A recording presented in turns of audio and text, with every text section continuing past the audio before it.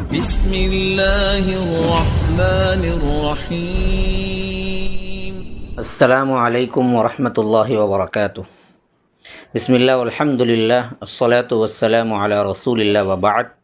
فاعوذ باللہ من الشیطان الرجیم، بسم اللہ الرحمن الرحیم۔ واقیموا الصلاة وآتوا الزکاة۔ برادران اسلام، واجب الاحترام بزرگوں، دوستوں، عزیز ساتھیوں، لائق احترام ماؤں اور بہنوں، آپ لوگوں کے سامنے اللہ تبارک و تعالیٰ کے فضل و کرم سے مکمل نماز نبوی کا طریقہ پیش خدمت ہے، جس کا آج 6واں ایپیسوڈ آپ کے سامنے ہے۔ اللہ تبارک و تعالیٰ کے فضل و کرم سے اس کے لیے میں نے جو کتاب منتخب کی، وہ کتاب امام البانی رحمہ اللہ کی مشہور ترین وہ کتاب تھی، جس کا نام صفۃ صلاۃ النبی صلی اللہ علیہ وسلم من التکبیر الی التسلیم کأنک تراہا۔ یہ کتاب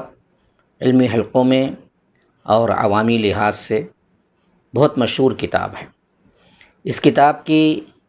خوبی کے اعتبار سے میں نے اس کو منتخب کیا کہ بالدلائل بھی ہے اور انداز بالکل انوکھا ہے۔ جیسے عام کتاب ہم پڑھتے ہیں ویسے نہیں ہے، بلکہ یہ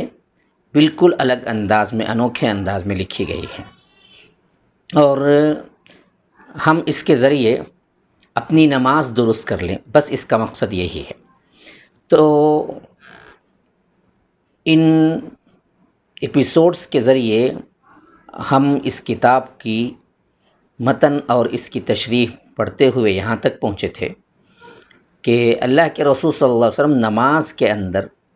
قیام کے دوران قراءت کی کیفیت کیسی ہوتی تھی، اور اس میں ظہر کی نماز تک ہم نے آپ کے سامنے قراءت کی کیفیتیں پیش کی تھی۔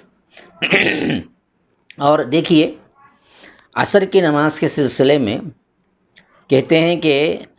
اللہ کے رسول صلی اللہ علیہ وسلم پہلی 2 رکعتوں میں فاتحہ کے بعد دوسری سورت بھی ملاتے تھے، اور بنسبت دوسری رکعت کے پہلی رکعت کی قراءت لمبی ہوتی تھی۔ یعنی وہی جو میں نے آپ کو نماز ظہر کے سلسلے میں بتایا تھا کہ پہلی رکعت تھوڑی لمبی کرتے، دوسری رکعت کی قراءت کم کرتے نماز کے اندر کی۔ اور صحابہ کرام کی رائے یہ ہے کہ یہ اس واسطے کرتے کہ نمازی جو لوگ دیر سے آئیں ان کو بھی نماز مل جائے۔ تقریباً ہر رکعت آپ کے 15 آیات تلاوت فرمانے کے درمیان کی رکعت ہوتی، یعنی 15 آیات تلاوت کرنے کے برابر کا وقفہ ہوتا، اور عصر کی پہلی 2 رکعتوں کی قراءت ظہر کی نماز کی قراءت کے بنسبت نصف ہوتی، اور آخری 2 رکعتیں پہلی 2 رکعتوں سے قراءت کے لحاظ سے بھی آدھی ہوتی۔ یہ مسند احمد کی روایت اور مسلم کی روایت ہے۔ یعنی ظہر طویل پڑھاتے، اس سے شارٹ عصر پڑھاتے، اور ان دونوں کی قراءتوں میں 30 آیات کا بھی آیا ہے اور 15 آیات کا بھی آیا ہے۔ یعنی پہلی 2 رکعتیں تھوڑا سا لمبی اور بعد والی 2 اس سے بھی کم۔ پھر وہ امام البانی فرماتے ہیں کہ مغرب کی نماز میں قراءت کا انداز اللہ کے رسول صلی اللہ علیہ وسلم کا قصار مفصل صورتوں میں سے ہوتا تھا۔ یعنی قصار مفصل ان صورتوں کہتے ہیں جو سورۃ البینہ سے لے کر سورۃ الناس تک ہوتی ہیں۔ یعنی سورہ بینہ جو کہ تقریباً پاؤ جز بنتا ہے، پورا آخری جز کا پارے کا پاؤ جز بنتا ہے، تو وہاں سے لے کر سورہ ناس تک کی جو صورتیں ہوتی ہیں اس کی تلاوت فرماتے تھے۔ صحابہ کرام مغرب کی نماز ادا کرتے اور اس کے ساتھ سلام پھیرتے، یعنی نماز سے فارغ ہوتے، نماز سے لوٹنے والے کو تیر اندازی کرتے ہوئے اتنی روشنی تھی کہ اسے تیر کے گرنے کی جگہ نظر آتی تھی۔ یعنی کس وقت ادا کرتے، اس سے بحث کرتے ہوئے امام البانی فرماتے ہیں کہ مغرب کی نماز اتنا جلدی ادا کر لیتے، سورج غروب ہوتے ہی، کہ اتنی روشنی ہوتی تھی اور اتنا مختصر وقت میں ادا کر لیتے تھے کہ تیر اندازی کرنے والا کوئی تیر اپنے ترکش سے نکالے اور تیر کو چھوڑے تو گرنے کی جگہ کو وہ دیکھ لے اپنی آنکھوں سے، نارمل آنکھوں سے، بغیر کوئی روشنی کے، یعنی اتنی روشنی باقی ہوتی تھی، یعنی جو لالگی ہوتی ہے، جو سرخی مائل رنگ ہوتا ہے، اس کے اندر ہی اللہ کے رسول صلی اللہ علیہ وسلم مغرب کی نماز ادا کر لیتے۔ اور آپ صلی اللہ علیہ وسلم نے سفر میں مغرب کی نماز میں بھی دوسری رکعت میں سورۃ التین، اور اسی طرح کیا ہے کبھی کبھی طوال مفصل سورہ حجرات سے لے کر انشقاق تک، یہ 50ویں سورت سے لے کر انشقاق تک، تو اس میں بھی کوئی نہ کوئی صورت تلاوت کرتے، اور کبھی کبھی کیا ہے بڑی صورتیں بھی تلاوت کرنے کا ذکر آیا ہے مغرب میں۔ اور اسی طرح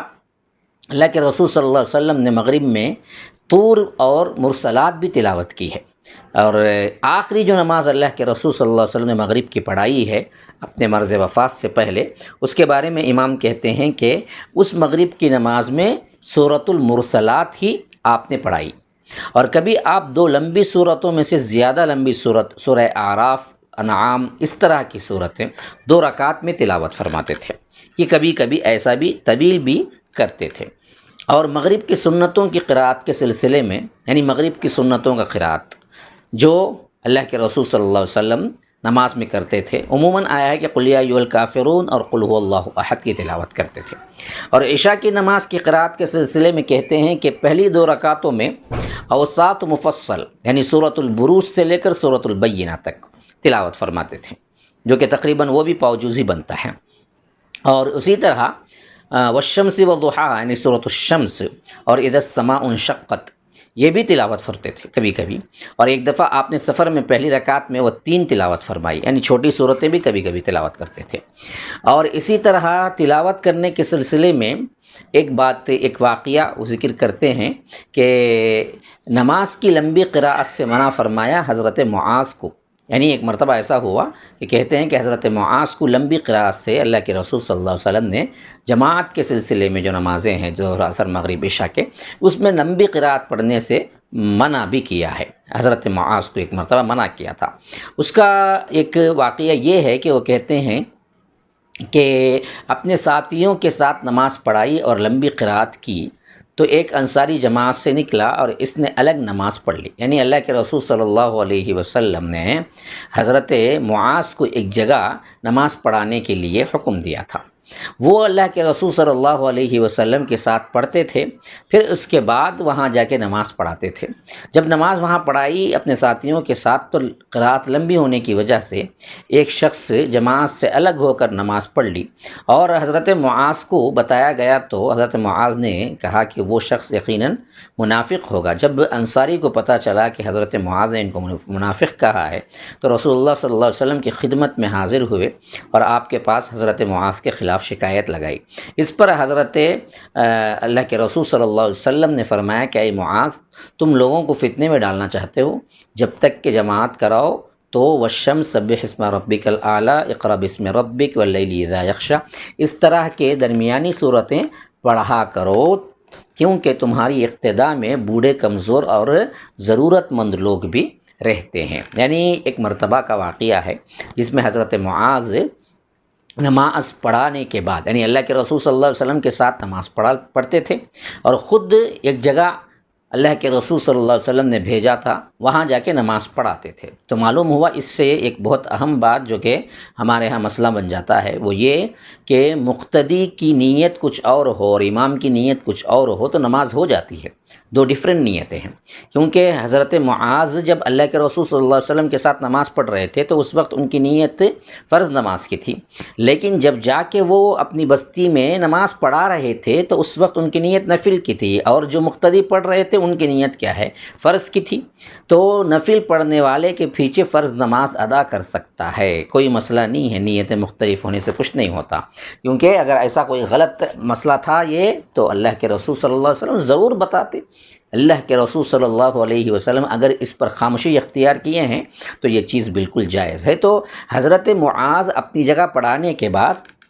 یعنی اللہ کے رسول صلی اللہ علیہ وسلم کے ساتھ پڑھنے کے بعد خود جا کے پڑھاتے تھے، تو پڑھاتے وقت جب انہوں نے ایک لمبی قرأت کی تو ایک انصاری صحابی جو ہیں ان کے برداشت سے باہر ہو گیا، کیونکہ وہ بھی تکلیف سے محنت مزدوری کر کے پہنچے ہوں گے دن بھر،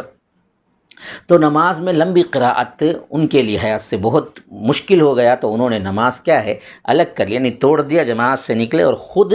پڑھ لیا۔ پڑھ کر کیا کیا، وہ نکل گئے۔ تو معلوم ہوا تو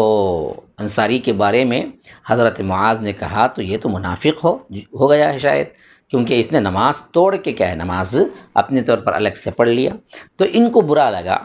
اے انصاری صحابی کو، جب اللہ کے رسول صلی اللہ علیہ وسلم کے پاس یہ مسئلہ پہنچا تو اللہ کے رسول صلی اللہ علیہ وسلم نے بجائے ان کو جنہوں نے نماز توڑ کے الگ پڑھ لیا تھا ان کو ڈانٹنے کے، حضرت معاذ سے کہا کہ تم لمبی صورتیں کیوں پڑھتے ہو، جبکہ جماعت میں لوگ بوڑھے بھی ہوتے ہیں، کمزور بھی ہوتے ہیں، ضرورت مند بھی ہوتے ہیں۔ اور یہ روایت جو ہے صحیح بخاری کے اندر بھی آئی ہے اور صحیح مسلم کے اندر بھی آئی ہے۔ غالباً یہ نماز عشاء کی نماز تھی، عشاء کے وقت لمبی طویل قراءت کرنے پر اللہ کے رسول صلی اللہ علیہ وسلم نے حضرت معاذ کو ڈانٹا اور کہا کہ درمیانی صورتوں کی تلاوت کیا کرو۔ تو اسی طرح کیا ہے، اب تو پانچوں نمازوں کی قراءت کے بارے میں بات ہو گئی۔ اب رات کے نوافل کے سلسلے میں امام البانی رحمہ اللہ کہتے ہیں کہ کبھی نوافل میں جہری اور کبھی سری قراءت پڑھتے تھے، یعنی کیسے پڑھے تو بآواز بلند، جیسا کہ حضرت ابو بکر و عمر کا واقعہ گزر چکا ہے، جب رات کی نماز میں وہ تھوڑا بہت آہستہ پڑھ رہے تھے، حضرت عمر بہت آواز سے، تو اللہ کے رسول صلی اللہ علیہ وسلم نے دونوں کو بیلنس کرتے ہوئے کہا کہ تم آواز کو تھوڑا بڑھاؤ، حضرت ابو بکر سے کہا، حضرت عمر سے کہا کہ تم آواز کو تھوڑا پست کر لو۔ تو اللہ کے رسول صلی اللہ علیہ وسلم سے ثابت ہے کہ نوافل میں رات میں اللہ کے رسول جہری بھی پڑھے ہیں، سری بھی پڑھے ہیں، اور کبھی مختصر قراءت پڑھتے، کبھی لمبی قراءت بھی پڑھتے، کبھی بہت ہی لمبی قراءت پڑھتے، کیونکہ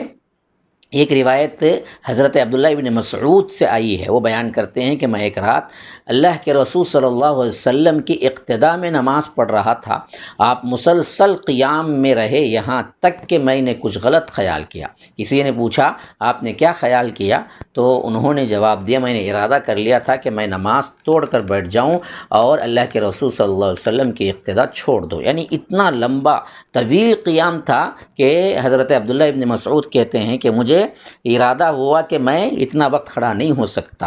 اتنی لمبی قراءت کی۔ یہ روایت بخاری کے اندر موجود ہے، کتاب التہجد کے اندر، مسلم کے اندر بھی موجود ہے۔ اسی طرح اس سے بھی ایک انوکھی بات اور واقعہ وہ ہے جو حضرت حذیفہ بن الیمان جو بہت بڑے صحابی ہیں وہ بیان کرتے ہیں کہ ایک رات اللہ کے رسول صلی اللہ علیہ وسلم کے ساتھ نفل نماز میں شریک ہوا، یعنی رات کی نماز، نفل نماز میں، تو آپ صلی اللہ علیہ وسلم نے سورہ بقرہ شروع کی۔ میں نے محسوس کیا کہ 100 آیات پڑھ کر رکوع میں چلے جائیں گے، لیکن آپ پڑھتے چلے گئے۔ پھر میں نے خیال کیا کہ سورۃ البقرہ کو 2 رکعتوں میں تقسیم کریں گے، لیکن آپ پڑھتے رہے۔ پھر میں نے خیال کیا کہ سورۃ البقرہ ختم کر کے رکوع میں چلے جائیں گے، لیکن آپ نے سورہ بقرہ کو ختم کر کے سورۃ النساء شروع کر دی۔ پڑھتے رہے یہاں تک کہ اسے ختم کر لیا۔ پھر سورہ آل عمران پڑھنا شروع کر دیا، اس کو بھی ختم کر ڈالا۔ نہایت آہستگی سے پڑھتے جاتے تھے، جب ایسی آیات کے پاس سے گزرتے جن میں سبحان اللہ کہنے کا حکم ہوتا تو سبحان اللہ کہتے، اگر کچھ مانگنے کا ذکر ہوتا تو رسول اللہ صلی اللہ علیہ وسلم فرماتے کہ اے اللہ میں اس سے پناہ میں آتا ہوں، پھر آپ نے رکوع فرمایا۔ یہ روایت جو کہ مسلم کی ہے اور نسائی کے اندر بھی موجود ہے، بہت اہم روایت ہے، جس میں اللہ کے رسول صلی اللہ علیہ وسلم کے رات کی نماز کی کیفیت بیان فرمائی ہے کہ حضرت حذیفہ کہتے ہیں کہ ایک مرتبہ میں دراصل اللہ کے رسول صلی اللہ علیہ وسلم کے ساتھ نماز کے لیے کھڑا ہوا رات کی نماز میں۔ اللہ کے رسول صلی اللہ علیہ وسلم نے پہلے سورہ بقرہ شروع کی تو حذیفہ رضی اللہ عنہ کہتے ہیں کہ میں نے تو خیال کیا کہ 100 آیات پڑھیں گے، لیکن اللہ کے رسول بڑھتے چلے گئے۔ پھر سمجھا کہ 2 رکعتوں میں بقرہ ختم کر دیں گے، لیکن اللہ کے رسول صلی اللہ علیہ وسلم بقرہ ختم پورا کر کے پھر سورہ نساء شروع کر دی، پھر اس کے بعد سورہ نساء کے بعد سورہ آل عمران شروع کر دی۔ 3 سورتوں کو پڑھنے کے بعد، اور پڑھنے کا انداز بھی کیسا تھا، بہت آہستگی سے، یعنی پورے احکام، تجوید، مخارج، ضوابط سب کے ساتھ، قرات کے کتنے کنڈیشنز ہیں ان سب کے ساتھ آہستگی سے پڑھتے ہوئے اللہ کے رسول صلی اللہ علیہ وسلم جہاں پناہ مانگنا ہوتا، جہاں جہنم کا ذکر ہوتا، جہاں اللہ تبارک و تعالیٰ کا غصے کا ذکر ہوتا، پناہ مانگتے، جہاں رحمت کا ذکر ہوتا وہاں پر سبحان اللہ کہتے۔ ایسے اللہ کے رسول نے خالی ایک رکعت کا قیام مکمل کیا، پھر رکوع فرمایا۔ تو تقریباً ایسے لگتا ہے کہ آل عمران، نساء اور بقرہ ان تینوں کو ملا لیا جائے تو تقریباً 5 جز کے اوپر ہو جاتا ہے جو اللہ کے رسول صلی اللہ علیہ وسلم نے ایک ہی رکعت میں پڑھا۔ اور اس میں اللہ کے رسول صلی اللہ علیہ وسلم نے ترتیب کا خیال نہیں کیا، جو کہ عمومی طور پر ہمیں بڑی غلط فہمی کا شکار ہونا پڑتا ہے اس معاملے میں، کہ ترتیب سے ہی صورتیں پڑھنا چاہیے، ترتیب الٹ کے نہیں پڑھنا چاہیے۔ مثلا پہلی رکعت میں کسی نے کیا کیا، سورۃ الناس پڑھ لیا اور دوسری رکعت میں سورہ فلق پڑھ دی تو ہم سمجھتے ہیں کہ نماز میں خلل ہو گیا۔ ہم کہتے ہیں کہ پہلی رکعت میں سورہ فلق پڑھنا چاہیے، پھر اس کے بعد ہی ناس پڑھنا چاہیے، ورنہ تو کیا ہے ترتیب میں الٹا ترتیب، یا پہلے والی صورت کیا ہے پہلے نہیں پڑھ کے آخری میں پڑھیں گے تو ہماری نماز میں خلل ہوگا۔ حالانکہ یہ بات کسی صحیح حدیث سے ثابت نہیں ہے، بلکہ یہاں پر تو جو بات ہمارے لیے سامنے آ رہی وہ یہ کہ سورہ بقرہ کو اللہ کے رسول صلی اللہ علیہ وسلم نے ختم کر کے اس کی ترتیب کس طرح ہے، اس کے بعد آل عمران سورہ ہے، لیکن اللہ کے رسول نے آل عمران نہیں، سورۃ النساء شروع کر دی جو کہ پہلے ہے، 4ویں صورت ہے، پھر اس کے بعد 3ویں صورت پڑھا سورہ آل عمران۔ تو اللہ کے رسول یہاں پر صلی اللہ علیہ وسلم ترتیب کا خیال نہیں کیا، تو اس حیثیت سے صاف ظاہر ہے کہ ترتیب کو الٹ کر پڑھ لینا کوئی مضائقہ نہیں، نماز میں اس سے کوئی خلل نہیں ہوتا۔ اور دوسری جو اہم ترین بات ہے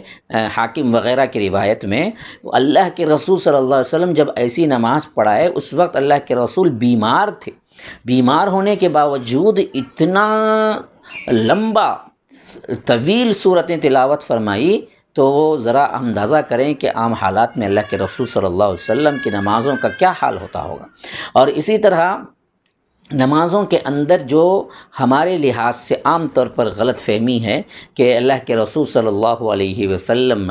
مختصر ترین پڑھنے کا حکم دیا ہے، لمبی نہیں، تو ان سے بھی معلوم ہو گیا کہ لمبی صورتیں پڑھنے کا بھی ذکر ہے، لیکن اس میں عموماً جہاں پر مختصر پڑھنے کا ذکر ہے وہ جماعت کی نمازوں کا ہوتا تھا۔ انفرادی نماز اور نوافل کے لیے اللہ کے رسول صلی اللہ علیہ وسلم نے لمبی لمبی قراتیں کی ہیں، اور یہ کرنا سنت نبوی سے ثابت ہے۔ اب وہ چیز ہے جو ہمارے ہاں بہت ہی غلط فہمی پر مبنی ہے کہ قرآن کو ہم کتنی مدت میں ختم کریں۔ ابھی رمضان آیا چاہتا ہے، اور رمضان میں عموماً ہم دیکھتے ہیں کہ کوئی شبینہ کا لفظ استعمال کرتا ہے، کوئی فلاں کہتا ہے، کوئی 1 دن میں قرآن کا نعرہ بلند کرتا ہے، کوئی کہتا ہے کہ ہم 3 دن میں ختم کر لیں گے فلاں۔ تو اس حیثیت سے شیخ نے ایک اہم بات یہاں پر کر دی ہے کہ قرآن کتنی مدت میں ختم کرنا چاہیے۔ تو کہتے ہیں کہ کبھی آپ نے ایک رکعت میں مکمل قرآن پاک ختم نہیں کیا، یعنی کبھی بھی اللہ کے رسول صلی اللہ علیہ وسلم نے ایک رکعت میں نہیں کیا، بلکہ آپ نے اس کو پسند نہیں فرمایا۔ چنانچہ آپ صلی اللہ علیہ وسلم نے حضرت عبداللہ بن عمرو بن عاص جو تھے، بہت ہی لمبے قیام اور روزے رکھنے والے صحابی تھے، تو ان سے فرمایا کہ 1 ماہ میں قرآن پاک کو مکمل کیا کرو۔ انہوں نے کہا کہ مجھے اس سے زیادہ تلاوت کرنے کی طاقت ہے، تو آپ نے فرمایا تو 20 دن میں ختم کر لیا کرو۔ تو انہوں نے کہا مجھ میں مزید طاقت ہے، تو آپ نے فرمایا اچھا 7 دن میں مکمل کر لیا کرو، اس سے زیادہ کی اجازت نہیں ہے۔ ایک روایت میں آیا ہے کہ اس سے زیادہ کی اجازت نہیں ہے، یہ صحیح بخاری کے اندر ہے۔ پھر آپ صلی اللہ علیہ وسلم نے ان کو 5 دنوں میں ختم کرنے کی اجازت دی۔ یہ دراصل کیا ہے، سنن نسائی کی روایت میں آیا ہے۔ پھر آپ صلی اللہ علیہ وسلم نے ان کو 3 دنوں میں ختم کرنے کی اجازت دی، 3 دنوں میں ختم کرنے کی اجازت دی، یہ صحیح بخاری کے اندر آیا ہے۔ اور اس کے بعد اس سے کم دنوں میں ختم کرنے سے اللہ کے رسول صلی اللہ علیہ وسلم نے منع کر دیا۔ دارمی کی روایت کے اندر یہ بات آئی ہے، یعنی آخری حد جو بتلائی وہ یہ کہ 3 دن کے اندر ختم کرنے سے منع کیا، 3 دنوں میں پورا کرنے کا اللہ کے رسول صلی اللہ علیہ وسلم نے اجازت دی۔ آخری حد اس سے کم میں ختم کرنے کی اجازت اللہ کے رسول صلی اللہ علیہ وسلم نے نہیں دی۔ اور کہتے ہیں کہ اس کا سبب آپ صلی اللہ علیہ وسلم نے فرمایا کہ جس شخص نے 3 دن سے کم میں قرآن ختم کیا وہ قرآن پاک کے سمجھ سے ہی محروم رہا، یعنی وہ سمجھنا ہی نہیں چاہ رہا تھا، یا تو اسے سمجھ ہی نہیں حاصل ہوگا جس نے کیا ہے 3 دن کے اندر میں ختم کر لیا۔ تو 1 دن کا شبینہ، 1 دن میں مکمل قرآن کے جو نعرے ہیں وہ غلط ہیں، ایسے مکمل نہیں کرنا چاہیے۔ امام البانی رحمہ اللہ کہتے ہیں کہ بعض الفاظ یوں ہیں جو کہ احادیث میں آئے ہیں، وہ الفاظ یوں ہیں کہ فرمایا کہ قرآن پاک سے اس شخص کو کچھ سمجھ حاصل نہیں ہو سکتی جو 3 دن سے کم میں قرآن پاک ختم کرتا ہے۔ ایسے بھی اللہ کے رسول صلی اللہ علیہ وسلم نے فرمایا کہ اس شخص کو قرآن پاک میں سے کچھ بھی سمجھ حاصل نہیں ہو سکتی جو 3 دن سے کم میں قرآن ختم کرتا ہے۔ تو 3 دن سے کم کا قرآن ختم کرنا، خواہ وہ نماز میں ہو خواہ وہ اپنے طور پر ہو، اللہ کے رسول صلی اللہ علیہ وسلم نے منع کیا ہے۔ تو آپ صلی اللہ علیہ وسلم کا ارشاد ہے کہ عام طور پر ہر عبادت کرنے والا انسان نشاط کی کیفیت میں خوش و خرم، ذوق شوق کے ساتھ رہنا چاہیے، اور وہ شخص جو برائیوں میں محو رہتا ہے بالآخر وہ سستی اور کاہلی میں مدہوش رہتا ہے۔ گویا کہ ایک شخص سنت کی جانب روا دوا ہے جبکہ دوسرا شخص بدعت میں جکڑا ہوا ہے۔ چنانچہ جس شخص کا قدم سنت کی جانب ہے وہ ہدایت کی جانب ہے، اور جس شخص کا قدم سنت کے مخالف ہے تو وہ خائب و خاسر ہے۔ تو اس حدیث سے معلوم ہوا کہ اللہ کے رسول صلی اللہ علیہ وسلم بیان کرتے ہیں کہ عبادت میں اصل چیز جذبہ، شوق اور نشاط ہے۔ بیزارگی، سستی، ایسے میں عبادت کیا ہے؟ کرنا، اپنے آپ کو مجبور کر کے کرنا۔ اس طرح خاص کر نوافل کی عبادت کے سلسلے میں فرمایا، جو کوئی غلط معنی نہ لے لے کہ فرض نماز میں ہمیں سستی ہے تو ہم نماز چھوڑ دیں گے، نعوذ باللہ۔ یہ نوافل کے سلسلے میں ہے کہ اس حد تک انسان کو ادا کرنے کے لیے اللہ کے رسول صلی اللہ علیہ وسلم نے بتایا جس حد تک اس کے اندر شوق ہو، ذوق ہو، خوشی ہو، اور وہ کیا ہے خوش عبادت کرے۔ لیکن جب کیا ہے اس کے اندر سستی، کاہلی ہو جائے یا اس کو نہیں ہو رہا ہے، وہ عدم استطاعت کا شکار ہو جائے، تو ایسے وقت میں بھی لمبا قیام، لمبے رکوعات کرنے کا اللہ کے رسول صلی اللہ علیہ وسلم نے حکم نہیں دیا بلکہ اس سے اجتناب کرنے کا حکم دیا۔ تو اس حیثیت سے یہ باتیں کیا ہیں؟ اللہ کے رسول صلی اللہ علیہ وسلم کے رات کی نماز کے سلسلے میں آئی ہیں۔ اب یہاں پر امام نے ایک اہم بات جو کہ عمومی طور پر مشہور ہے، جو کہ تلاوت قرآن یا آ کر عبادت کے سلسلے میں بہت بڑا معجزہ سمجھ کے بیان کی جاتی ہے، اس سے بھی بحث کیا ہے کہ وہ کہتے ہیں کہ کیا یہ صحیح ہے کہ امام ابو حنیفہ رحمہ اللہ کے بارے میں یہ بات کہ 40 سال عشاء کے وضو کے ساتھ صبح کی نماز پڑھی؟ یہ بات بہت مشہور ہے احناف کے اندر، اور لوگ ان کے لحاظ سے بہت بڑے رتبے کی اور بہت بڑا کیا ہے ان کے ولایت کی نشانی کے طور پہ کہتے ہیں کہ امام ابو حنیفہ رحمہ اللہ نے 40 سال عشاء کے وضو سے نماز پڑھی، صبح کی نماز پڑھی۔ گویا کہ رات بھر سوئے ہی نہیں، کیونکہ سونے سے وضو ٹوٹ جاتا ہے، تو رات بھر سوئے ہی نہیں۔ یہ جو مشہور ہے اس سلسلے میں کہتے ہیں کہ انہوں نے 40 سال تک عشاء کے وضو کے ساتھ صبح کی نماز ادا فرمائی، اس کا کچھ بھی اصل نہیں ہے، یعنی کوئی اس واقعے کی اتھینٹیکیشن نہیں ہے، کوئی سند نہیں ہے، کوئی بات صحیح نہیں ہے۔ حتیٰ کہ علامہ فیروز آبادی نے تو اس پر کیا ہے معترض ہوئے ہیں، اور وہ کہتے ہیں کہ یہ واضح جھوٹ ہے جو کہ امام کی طرف منسوب کر دیا گیا ہے، کسی طرح بھی درست نہیں ہے، اور نہ ہی اس واقعے سے ان کے مقام میں کچھ اضافہ ہوتا ہے۔ کیا یہ حقیقت نہیں کہ امام صاحب جیسا آدمی افضل عمل بجا لانے کے بجائے ہر نماز کے لیے نیا وضو کرنے کے بجائے، جو کہ افضل ہے، پہلے وضو کے ساتھ ہی دوسری نماز ادا کر لے؟ یہ کیسے ہو سکتا ہے؟ دیکھیے، ابھی ایک انسان باوضو ہے بھی، لیکن افضل کیا ہے؟ افضل یہ ہے کہ اگر وہ عشاء کی نماز کے لیے وضو کیا ہے تو فجر کی نماز کے لیے دوسرا وضو ہے، اس کے لیے اس کے پاس وضو ہے، مثلاً سمجھ لیں۔ لیکن امام کہتے ہیں کہ اگر وضو ہے پھر بھی وہ دراصل نیا وضو کرنے سے افضل عمل ہے۔ ہر نماز کے لیے وضو الگ سے کرنا، وضو ہونے کے باوجود، یہ افضل ترین ہے۔ تو امام کہتے ہیں کہ امام ابو حنیفہ رحمہ اللہ جیسا عقل مند آدمی، علم والے شخص، یہ کیسے افضل بات کو چھوڑ کر ایک دوسرے وضو سے، یہ جو پہلی نماز ادا کر چکے سے اسی وضو سے وہ 40 سال تک کیا ہیں عبادت کرتے رہیں۔ اس واقعے کو درست ماننے سے امام صاحب کی اصل میں کم علمی یا کم عقلی ثابت ہوتی ہے، جو کہ ہرگز بھی نہیں ہے۔ اور اس میں یہ بھی ہے کہ امام صاحب مسلسل 40 سال یعنی 40 رات بیدار رہے۔ یہ ایک ممکن ہی نہیں ہے بات، ایک انسان اتنا لمبا عرصہ جاگتا رہے۔ زیادہ سے زیادہ اس واقعے کے بارے میں ہم جو کہہ سکتے ہیں وہ یہ ہے کہ بعض وہ لوگ جو متعصب جاہل قسم کے لوگ ہیں، انہوں نے یہ وضع کر دیا، یہ واقعہ من گھڑت اللہ کے اس بہترین بندے کی طرف، جو کہ ان کے شان کے نفی ہے، یہ ان کی شان نہیں ہے بلکہ ان کے شان کی نفی ہوتی ہے، ان کی طرف منسوب کر دیا ہے۔ تو یہ چیز جو دراصل بیان کی جاتی ہے وہ بالکل غلط ہے کہ امام صاحب نے 40 سال عشاء کے وضو کے ساتھ نماز پڑھی فجر کی، ہرگز بھی نہیں ہے، یہ عقل سے درست ہے نہ نقل سے درست ہے۔ اور کہتے ہیں کہ ایک روایت میں حضرت عبداللہ بن خباب بن ارد جو رسول اللہ صلی اللہ علیہ وسلم کے ساتھ جنگ بدر میں شریک ہوئے،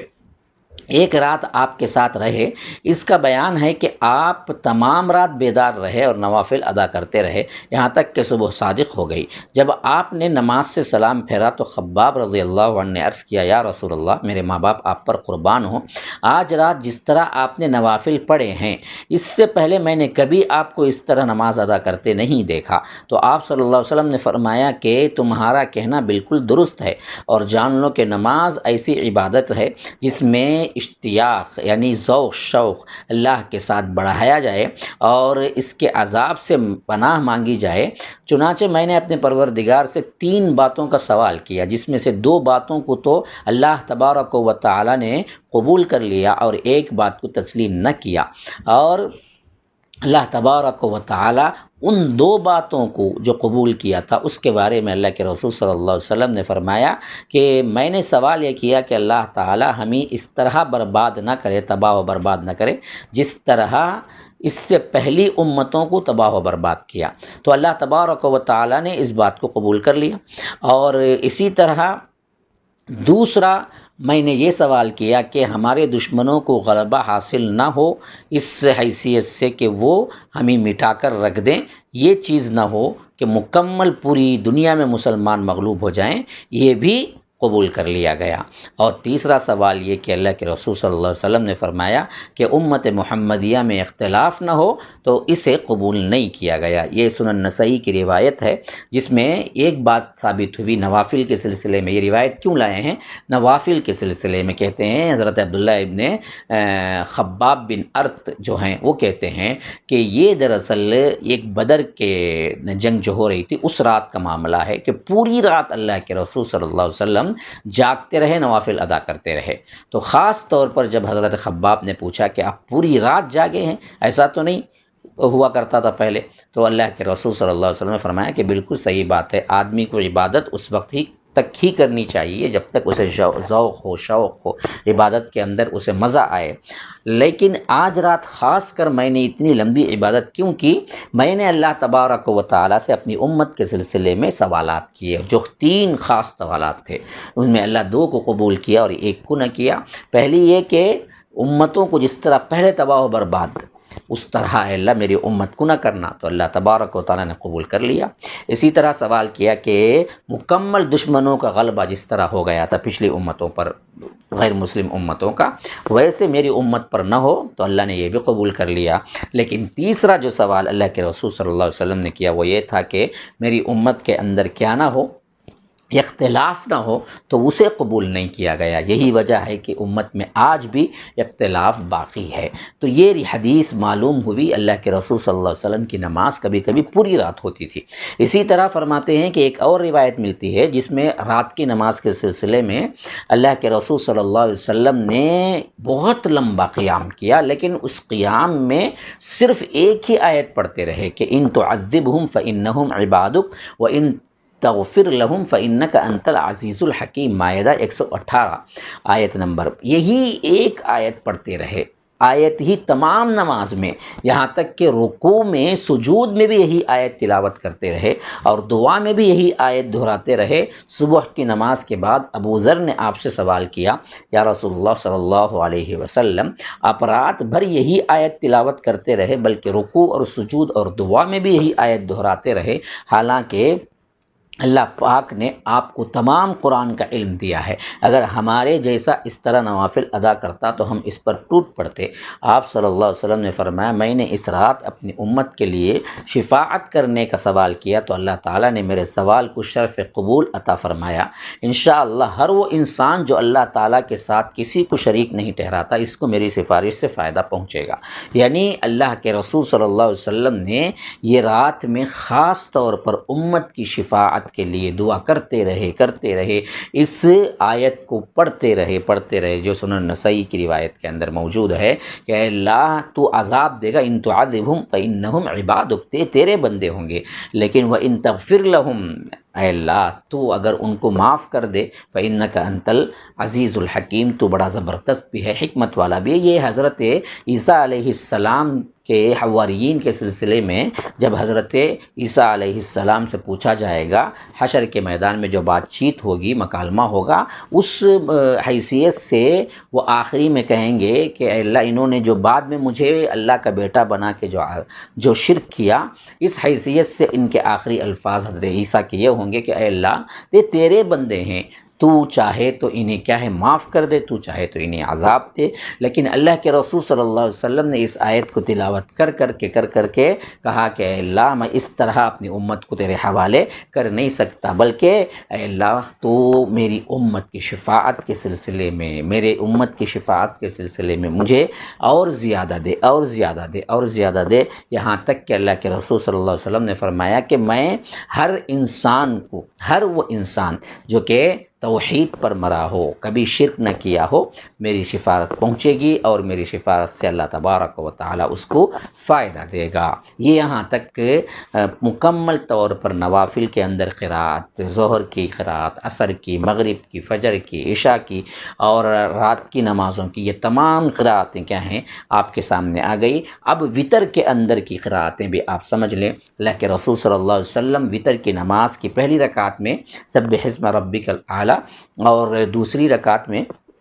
قل یا ایھا الکافرون اور تیسری رکعت میں قل ھو اللہ احد تلاوت کرتے تھے۔ یہ دراصل کیا ہے، مسند احمد اور صحیح بخاری کے اندر روایتیں آئی ہیں اور سنن نسائی کے اندر بھی یہ روایت آئی ہے۔ اور اسی طرح کبھی تیسری رکعت میں قل ھو اللہ احد کے ساتھ قل اعوذ برب الفلق، قل اعوذ برب الناس بھی پڑھا کرتے تھے۔ ایک دفعہ آپ صلی اللہ علیہ وسلم نے ایک رکعت نماز وتر پڑھی، اس میں 100 آیات سورۃ النساء کی تلاوت فرمائی۔ جو لوگ ایک رکعت سے انکار کرتے ہیں ان لوگوں کو باز آ جانا چاہیے، حدیث میں صاف الفاظ ہیں کہ اللہ کے رسول نے ایک رکعت وتر پڑھائی ہے، ایک رکعت وتر پڑھی ہے جس میں 100 آیات تلاوت کی ہیں۔ اور وتر کے بعد 2 رکعتوں میں اذا زلزلت الارض زلزالها اور قل یا ایھا الکافرون بھی تلاوت فرماتے تھے۔ یعنی کبھی کبھی اللہ کے رسول صلی اللہ علیہ وسلم وتر کی نماز کے بعد 2 رکعت نفل نماز بھی ادا کرتے تھے۔ اس سلسلے میں امام البانی کہتے ہیں کہ خیال رہے کہ وتر کے بعد 2 نفل ادا کرنا مسلم وغیرہ میں مذکور ہے، یعنی مسلم کتاب کے اندر حدیث کی جو کتاب ہے اس میں مذکور ہے، لیکن ایک دوسری روایت میں تم رات کے نوافل کے آخری میں وتر پڑھو کے خلاف بھی لگتی ہے۔ تو ان دونوں کو علماء نے کس طرح مطابقت اختیار کی ہے، کہ کس طرح ان دونوں کو جوڑا ہے، اس میں مختلف توجیحات کے ساتھ مختلف چیزیں بیان کی گئی ہیں۔ لیکن امام البانی کہتے ہیں کہ مجھے ایک صحیح حدیث سے آگاہی ہوئی جس میں وتر کے بعد 2 رکعت نفل ادا کرنے کا حکم تھا، پھر اس حکم کے ساتھ ساتھ آپ کا عمل بھی